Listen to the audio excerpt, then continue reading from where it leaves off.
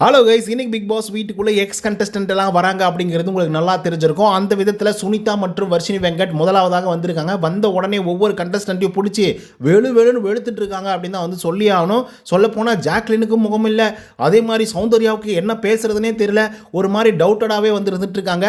ஏன்னா அந்த அளவுக்கு போட்டு செய்ன்னு வந்து செஞ்சு விட்டாங்க ரயான் முதல் கொண்டு. ஸோ அப்படி என்ன பண்ணாங்க அப்படிங்கிறத பற்றி இந்த வீடியோவில் முழுசாக பார்க்கலாம். ஸோ இந்த வீடியோக்கு போகிறதுக்கு முன்னாடி நம்மளோட சேனலை சப்ஸ்கிரைப் பண்ணாதவங்க சப்ஸ்கிரைப் பண்ணி வச்சுக்கோங்க. பக்கத்தில் ஒரு பெல் ஐக்கான் இருக்கும், அதையும் ப்ரெஸ் பண்ணி ஹாலில் போட்டுக்கோங்க. அப்போ தான் நாங்கள் அப்டேட் பண்ணுற ஒவ்வொரு சில நோட்டிஃபிகேஷன் வந்து சேரும். அதை தாண்டி இந்த வீடியோக்கு ஒரு 1000 லைக் நான் எதிர்பார்க்குறேன். ஸோ லைக் போடுங்க, வீடியோ பாருங்கள். வாங்க இன்று வீடியோக்குள்ள வந்து போகலாம். சுனிதா அண்ட் வர்ஷினி வெங்கட் இவங்க 2 பேர் தான் முதல் எக்ஸ் கண்டஸ்டன்ட்டாக உள்ளே வந்துட்டு இருக்காங்க. ஸோ உள்ளே வந்து உடனே வந்து பார்த்தீங்கன்னா ஒவ்வொருத்தரையும் தெறிக்க விடுற மாதிரி சில கேள்விகள்லாம் வந்து எழுப்பிட்டு இருக்காங்க. அதில் முதல் இடத்துல வந்து பார்த்தீங்கன்னா ரயான் இப்போ தான் உன் மொழியே யூஸ் பண்ணியிருக்கேன், அதனால தான் நீ டிக்கெட் டு ஃபினாலே வின் பண்ணியிருக்கேன், இத்தனை நாள் என்ன தான் பண்ணியிருந்த அப்படின்னு சொல்லி சுனிதா அவர்கள் வச்சு செஞ்சு விட்டாங்க. ரயானுக்கு மூஞ்சேயில் ஐயோ என்னடா இத்தனை நாள் அப்போ ஒன்றுமே பண்ணலையா, டிடிஎஃப்காக மட்டும் தான் இப்படி விளையாடணுமோ அப்படின்ற மாதிரி வந்து ஃபீல் பண்ண ஆரம்பிச்சிட்டாரு.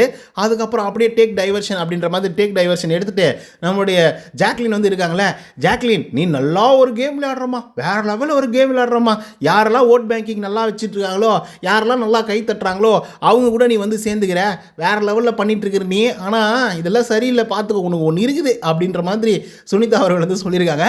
அதுக்கப்புறம் அப்படியே டேக் டைவர்ஷன் எடுத்து சௌந்தர்யா கிட்ட வந்து போகிறாங்க.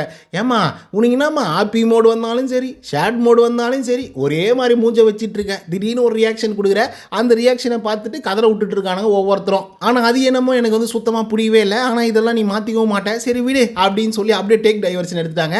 அதுக்கப்புறம் வந்து பார்த்தீங்கன்னா நம்மளுடைய தீபக் அவர்கள் இருக்கார் இல்லையா, அந்த மனுஷன் நீ என்ன வேறு லெவலில் ப்ளே பண்ணிட்டு இருக்க, நல்லா நான் எப்பயோ வந்து போயிடுவேன் அப்படின்னு சொல்லி யோசிச்சு பார்த்தா வேறு லெவலில் பண்ணிட்டு இருக்கிறேன்னா சூப்பராக அப்படின்ற மாதிரி வந்து சொல்லிட்டு இருக்காங்க. அவன் எங்கே அவன் அப்படின்னு சொல்லி அருண் பிரசாத்தை வந்து கேட்டுட்டு இருக்காங்க. ஏன்னா அவன் ஜோனுக்கு போயிட்டு இருக்கிறாமா, ஸ்மோக்கிங் ஜோனுக்கு அப்படின்னு சொன்னோடனே சரி வரட்டும், அதுக்கப்புறம் வச்சு செஞ்சுக்கலாம் அப்படிங்கிற மாதிரி வந்து சொல்லிட்டு இருக்காங்க. அப்புறம் முத்துக்குமரா நீ வந்து என்ன சொன்ன, நீ விஜய் சேதுபதி சார்கிட்ட பேன் இண்டியாவை நான் சொன்னேன், சுனிதா வந்தால் பேன் இண்டியா, நீ இப்போ வரப்போது பாடுறா பேன் இண்டியா, அவங்களெல்லாம் வச்சு வாங்க போகிறேன் பாரு அப்படின்ற மாதிரி வேறு லெவலில் பேசிகிட்டு இருந்தாங்க. அப்புறம் கடைசியாக தான் விஜய் விஷால்கிட்ட போய் தனியாக உட்காந்து பேச ஆரம்பித்தாங்க. என்ன பேச ஆரம்பித்தாங்கன்னா, நீ என்னடா ட்ரையாங்கிள் காதல் லவ் பண்ணியிருக்கிற, ஒருத்தர் என்னமோ உனக்கு செயின் கொடுக்குறாங்க, நீ என்னமோ இன்னொருத்தருக்கு வந்து மோந்திரம் கொடுக்குற, என்னடா பண்ணுகிற அப்படின்னு சொல்லி நம்மளுடைய விஜய் விஷாலை தெரிய விட்டுருக்காங்க நம்மளுடைய சுனிதா அவர்கள். ஆக்சுவலாக அதெல்லாம் நம்ம மனசுக்குள்ளே இருக்கக்கூடிய கேள்விகள் தான். அந்த கேள்விகளை சுனிதா அவர்கள் வந்து டைரெக்டாக ஒவ்வொரு கண்டஸ்டன்ட்கிட்டையும் சொன்னது கேட்டது அப்படின்றது சிறப்பாக இருந்தது. And C is a very very bolt girl.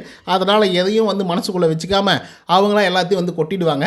அந்த விதத்தில் சூப்பராக வந்து பண்ணிட்டு இருந்தாங்க அப்படின்னு வந்து சொல்லலாம். அப்புறம் இப்படியே எடுத்தோம்னா வர்ஷினி வெங்கட் அவங்க வந்த உடனே அந்த போர்டில் இருக்கக்கூடிய ரோஸ்ட் எல்லாம் வந்து பார்த்தீங்கன்னா படிக்க ஆரம்பிச்சிட்டாங்க. சுனிதா உனக்கு தமிழ் தான் படிக்க தெரியாதுல்ல, வா நான் படிச்சு காட்டுறவா அப்படின்னு சொல்லி அருண் பிரசாத் என்ன உங்களுக்கு எழுதியிருக்காரு.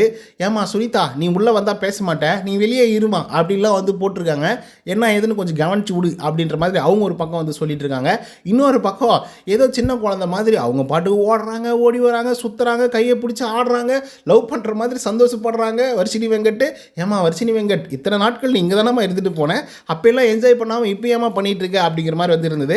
ஸோ இதை தொடர்ந்து பெரிய போட்டிகள்லாம் வந்து நடக்க போகுது அப்படின்ற மாதிரியும், இதுக்கப்புறம் இன்னொரு 6 கண்டஸ்டன்ட் வர போகிறாங்க அப்படிங்கிற மாதிரி நியூஸஸ் வந்துட்டு இருக்கு. அதை நம்ம பொறுத்திருந்தா பார்க்கணும். ஸோ சுனிதா அவர்கள் ஜாக்லின் பற்றியும் சௌந்தர்யா அவர்களை பற்றியும் அப்புறம் விஜய் விஷால் பற்றியும் சொன்னதை பற்றின உங்களோட கருத்துக்கள் என்ன அப்படிங்கிறத கமெண்ட்ஸில் வந்து பதிவு பண்ணுங்கள். இந்த வீடியோ உங்களுக்கு வந்து பிடிச்சிருந்தா லைக் அண்ட் சப்ஸ்கிரைப் பண்ண மறந்துடாதீங்க. இன்னொரு தகவலான சந்திக்கிறேன். Until then, bye from Uday. நன்றி, வணக்கம்.